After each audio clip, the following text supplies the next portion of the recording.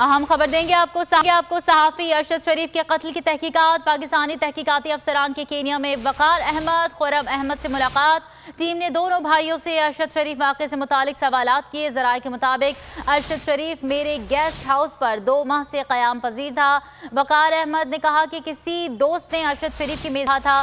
وقار احمد نے بیان میں کہا کہ نیروبی سے قبل ارشد شریف سے صرف ایک بار کھانے پر ملاقات ہوئی تھی۔ بیان میں یہ بھی کہا کہ نیروبی سے باہر اپنے لاج پر کھانا کھانے پر مدعو کیا تھا، اور وقار احمد نے یہ بھی کہا کہ واقعے کے روز ارشد شریف نے لاج پر ساتھ کھانا کھایا۔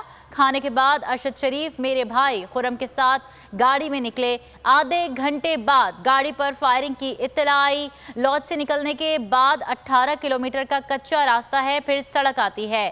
خرم احمد سڑک شروع ہونے سے تھوڑا پہلے کچھ پتھر رکھے تھے۔ خرم احمد نے اپنے بیان میں کہا کہ پتھروں کو کراس کرتے ہی فائرنگ ہو گئی۔ خرم احمد نے بیان میں کہا کہ فائرنگ سے خوفزدہ ہو کر گاڑی بھگائی، جبکہ خرم احمد نے یہ بھی کہا کہ واقعے کے دوران معجزانہ طور پر وہ محفوظ رہے۔ ارشد شریف کا iPad mobile phone Kenya حکام کے حوالے کر دیا گیا ہے۔ ارشد شریف نیروبی سے منتقل ہونے کا سوچ رہے تھے۔ ارشد شریف نے ویزے کی مدت بھی بڑھوائی، وقار احمد نے یہ بیان میں کہا ہے۔ اہم اپڈیٹ آپ سے شیئر کر رہے ہیں۔ صحافی ارشد شریف کے قتل کی تحقیقات، پاکستانی تحقیقات افسران کی کینیا میں وقار احمد اور خرم احمد سے ملاقات۔ ٹیم نے دونوں بھائیوں سے ارشد شریف واقعے سے متعلق سوالات کیے۔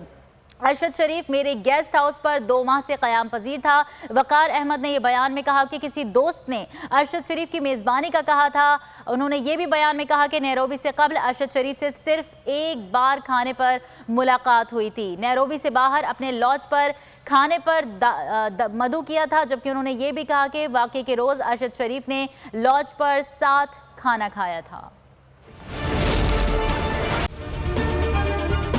اگر آپ کو یہ ویڈیو پسند آئی ہے تو سبسکرائب کیجئے اور بیل آئیکن پر کلک کیجئے۔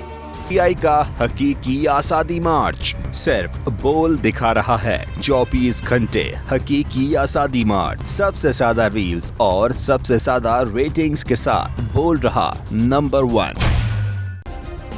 سبسکرائب کریں اور بیل دبائیں تاکہ کوئی خبر رہ نہ جائے۔